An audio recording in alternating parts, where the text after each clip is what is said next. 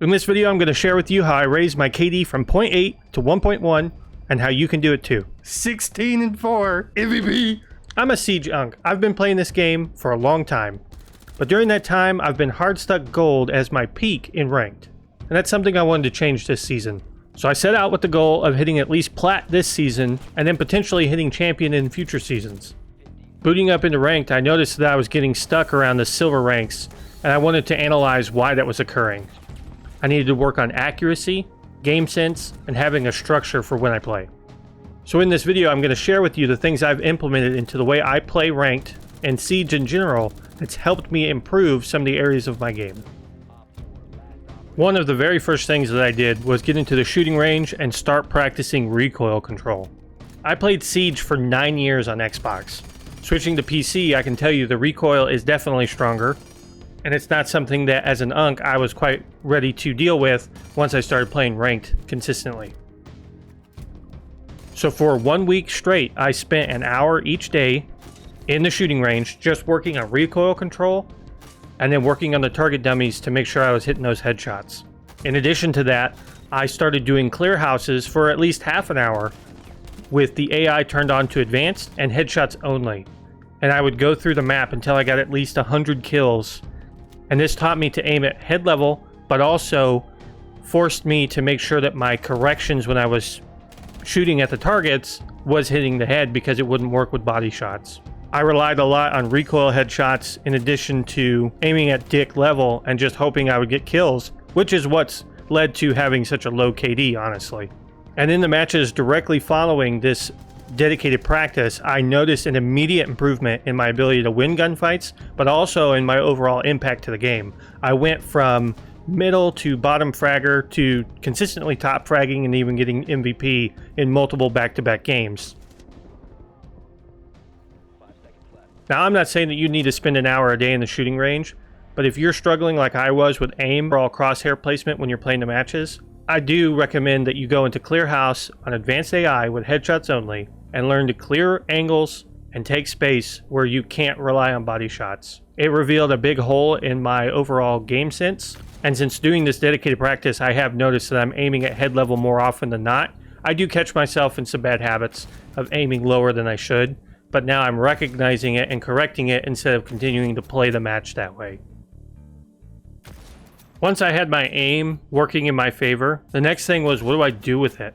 Because what I was noticing is even though my aim was better, I was getting caught off guard and finding myself in fights that I couldn't win despite having better aim than what I started with. That's when I saw a video from Pox Unlocks where he talked about playing with a system, which is actually part of what I recognized in my own game in a previous video was missing in the way I play ranked. And this really is the biggest problem. I'm playing without structure, and so I'm playing this mushy kind of fill-in instead of a dynamic, impactful role. So I created a system for decision making and how I'm going to play each round, and I call it the UNC system. UNC. The U is understand man count. So I always am paying attention to what the man count is for us and the enemy team. On defense, if the man count is even, I'm playing for time. I'm not going to do anything stupid. I'm not going to go running chasing picks. I'm going to play purposeful yet passive angles and let them walk into me. On attack, if the man count is even, I need to start taking space. I don't need to become overly aggressive, but I need to be droning the rooms ahead of me, taking space after I've cleared it, and progressively getting closer and closer to the site. On attack or defense, if we're up, I slow it down. I look for easy gunfights, and I'm not throwing. I'm not rushing out and trying to pick up the last couple guys. I'm simply continuing to play as I was previously, making sure I don't put myself in a dumb position. If we're down players, this is where I have to switch gears from being the passive yet still involved player to now I'm going to take calculated risks and I'm going to try to get picks back and reset the man count to where it either favors us or it's more even. So that's understanding man count, is if we're up or we're even, I'm playing more passive yet still involved angles, and then if we're down, I'm taking more calculated risks and looking for picks when I can get them.